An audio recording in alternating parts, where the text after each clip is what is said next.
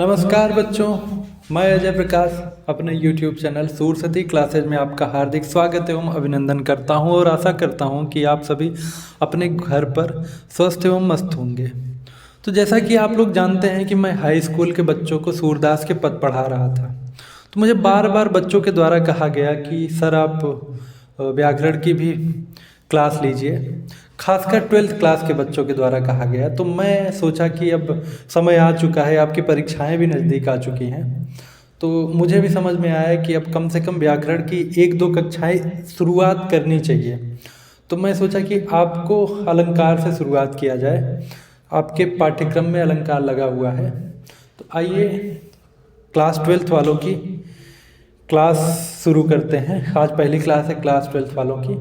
तो आइए देखते हैं अलंकार क्या है।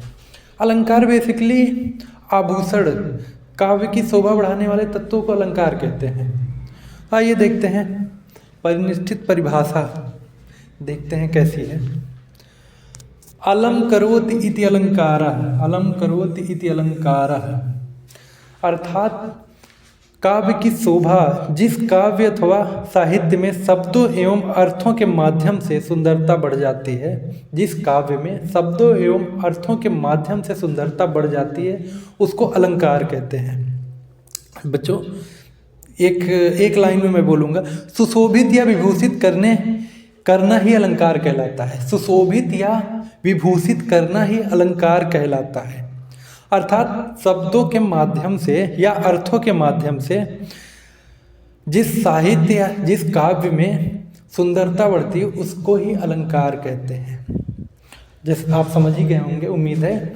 आइए देख लेते हैं। आचार्य दंडी के अनुसार हम देखेंगे कि अलंकार है क्या। आचार्य दंडी कहते हैं काव्य की शोभा बढ़ाने वाले, काव्य की शोभा बढ़ाने वाली अर्थात काव्य की सुंदरता को इंक्रीज करने वाले, बढ़ाने वाले तत्वों, एलिमेंट्स को अलंकार कहते हैं।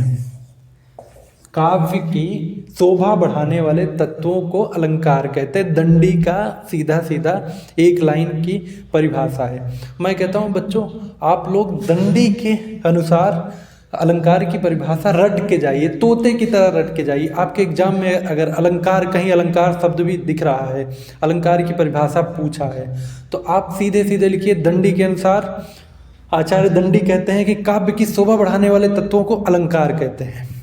ठीक है बच्चों, आइए देखते हैं अलंकार कितने प्रकार का होता है। देखते हैं अलंकार कितने प्रकार का होता है। अलंकार बेसिकली बच्चों 2 प्रकार का होता है। पहला है शब्दालंकार, शब्दालंकार, और दूसरा है अर्थालंकार, अर्थालंकार। जैसा कि आप शब्दों से ही आप लोगों को प्रतीत हो रहा होगा कि शब्दालंकार वह अलंकार होता है जो शब्दों के द्वारा काव्य की शोभा बढ़ाता है। जो शब्दों के द्वारा काव्य की शोभा बढ़ाता है उसको हम शब्दालंकार कहते हैं।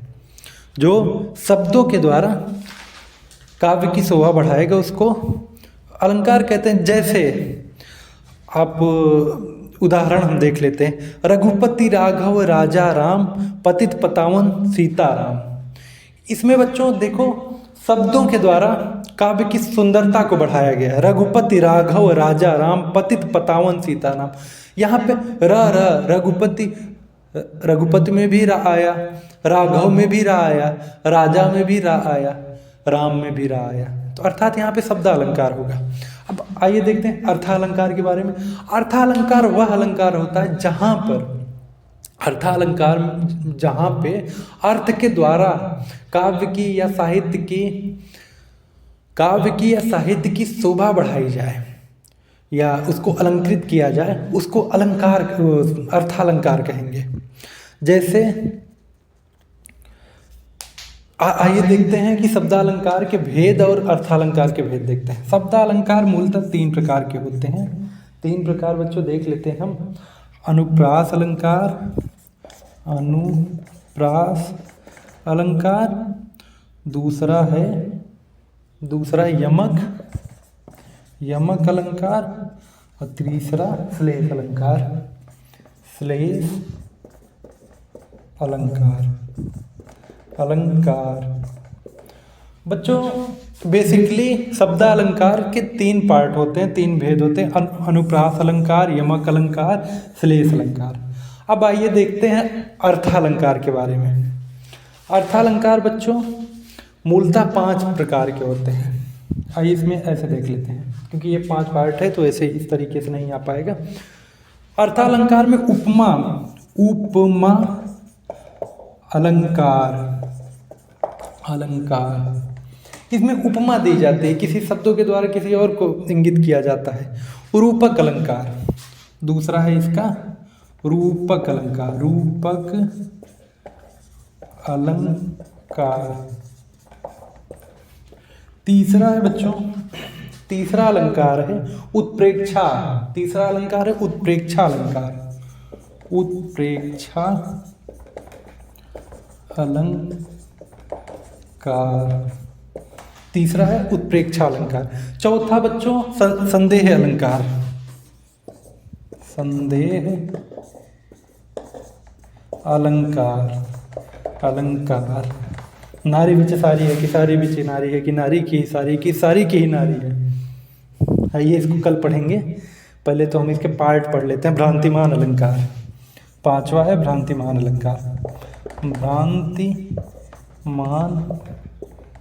अलंकार बच्चों मोटा मोटी आप समझ गए होंगे कि शब्दालंकार और अर्थालंकार के भेद कौन कौन से हैं। शब्दालंकार जैसा कि मैं पहले भी बता दिया, अनुप्रास अलंकार जहाँ पे किसी एक वर्ड की आवृत्ति बार बार हो, अनुप्रास अलंकार होता है। यमक अलंकार, श्लेष अलंकार। अर्थालंकार के भेदों में उपमा अलंकार, रूपक अलंकार, उत्प्रेक्षा अलंकार, संदेह अलंकार और भ्रांतिमान अलंकार।